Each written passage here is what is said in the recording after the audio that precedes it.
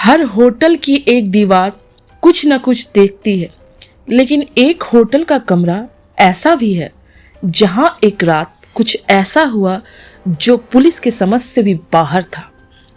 17 मार्च 2023 की रात दिल्ली के एक होटल में कमरा नंबर 202 आखिरी बार खुला गया।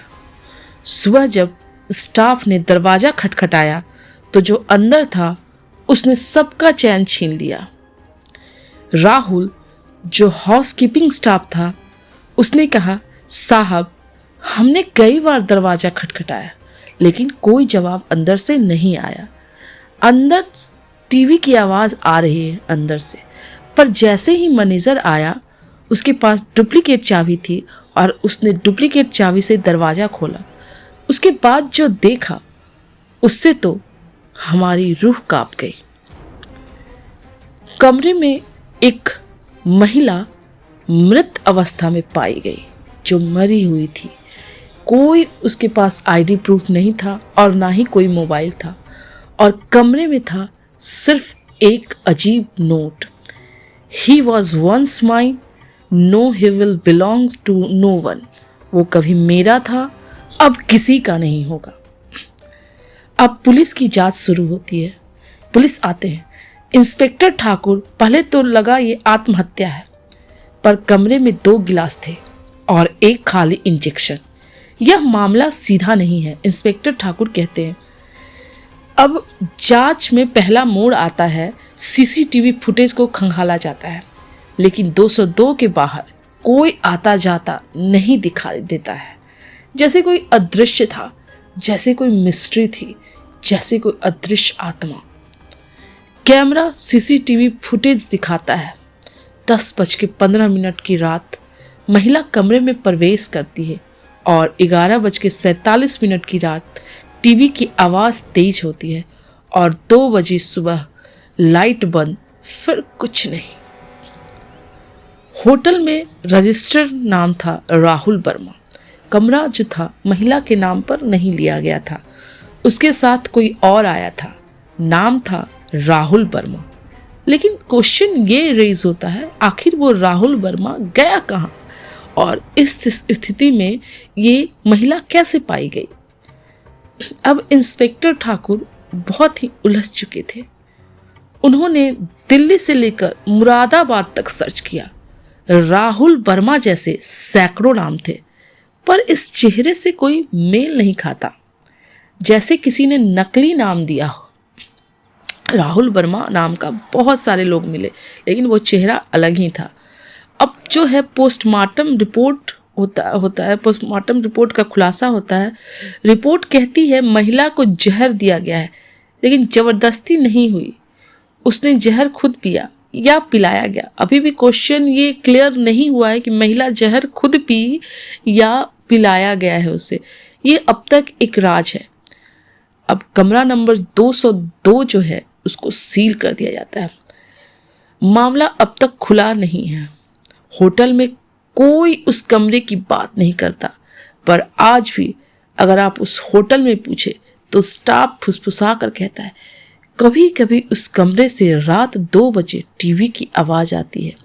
अब क्वेश्चन आपके सामने है, सवाल है, क्या महिला ने सच में आत्महत्या की?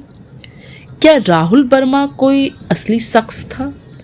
क्या सीसीटीवी के साथ छेड़छाड़ हुई थी? और सबसे बड़ा सवाल, कमरा नंबर 202 का असली राज क्या था? होटल के एक पुराने स्टाफ की गवाही होती है। कमल, जो होटल का पुराना बेल बॉय था, वो कहता है, साहब एक बात बताऊं, उस रात जो आदमी आया था उस औरत के साथ वह पहले भी आया है। कम से कम 3 बार देखा मैंने उसे, लेकिन हर बार नाम अलग अलग बताया। अब इंस्पेक्टर ठाकुर जो है शॉक्ड हो जाते हैं। क्या नाम अलग अलग? क्या तुम पहचान सकते हो उसे? अब बेल बॉय कहता है, कमल कहता है, अगर फोटो दिखाओगे तो शायद हाँ, पर एक और बात, उस रात कमरे से निकलते हुए मैंने किसी को नहीं देखा, लेकिन अलमारी का दरवाजा हल्का खुला हुआ था और कुछ गिरा हुआ था। टूटा हुआ मोबाइल केस और एक बाल सबूत के रूप में मिलता है। फॉरेंसिक टीम कमरे की गहराई से जांच करती है और वे अलमारी के पीछे एक पुराना टूटा हुआ मोबाइल केस और एक बाल जो हेयर स्ट्रैंड बरामद करते हैं। मोबाइल केस पर किसी भी तरह की पहचान नहीं मिली, लेकिन बाल को डीएनए जांच के लिए भेजा गया और वहीं से केस में आया पहला बड़ा मोड़। अब डीएनए रिपोर्ट का खुलासा होता है। डीएनए रिपोर्ट जो है वो हेयर स्ट्रैंड किसी स्त्री का नहीं था, बल्कि वह पुरुष का था और रिपोर्ट के अनुसार वह व्यक्ति मृत महिला का सगा भाई था।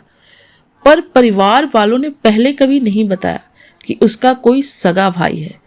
जांचकर्ताओं का शक हुआ, क्या परिवार कुछ छिपा रहा है? अब पीड़िता के परिवार से दोबारा पूछताछ करती है पुलिस। इंस्पेक्टर ठाकुर, आपने पहले कहा कि आपकी बेटी अकेली रहती थी, लेकिन डीएनए कह रहा है कि कमरे में उसका भाई भी मौजूद था। अब माँ जो है घबरा जाती है। मृत महिला की माँ जो है बहुत ज़्यादा घबरा जाती है और कांपती हुई आवाज़ में कहती है, भाई तो था, पर हमने उसे घर से निकाल दिया था 6 साल पहले, क्योंकि वह दिमागी तौर पर ठीक नहीं था। मानसिक इलाज चल रहा था और उसका नाम जो था अर्जुन। अब पुलिस को जो है अर्जुन की तलाश शुरू होती है। अब पुलिस को एक नया संदिग्ध मिलता है, अर्जुन, मगर उसकी कोई हाल की फोटो, कोई लोकेशन, कुछ नहीं था, जैसे वो जमीन पर था ही नहीं। अब फॉरेंसिक प्रोफाइलर, अगर वो मानसिक रूप से अस्थिर था और बहन से कोई दुश्मनी रखता था, तो हत्या का मकसद पर्सनल हो सकता है, प्यार, जलन या धोखा। मानसिक अस्पताल से फाइलें निकाली गई। पुलिस टीम पुराने मानसिक अस्पताल जाती है। वहां पर उन्हें अर्जुन की मेडिकल फाइल और एक डिस्चार्ज रिपोर्ट मिलती है। रिपोर्ट के अनुसार अर्जुन को डिस्चार्ज 3 महीने पहले किया गया था, बिना किसी अभिभावक के साइन के। अब सवाल था, अर्जुन गया कहाँ? सीसीटीवी से मिली न्यू क्लू के अनुसार इंस्पेक्टर ठाकुर, हमें होटल के पास वाली गली का सीसीटीवी मिला है और उसमें कोई दिखा है, एक दुबला पतला व्यक्ति, चेहरा आधा छुपा हुआ, होटल के पीछे के गेट से बाहर निकलते हुए।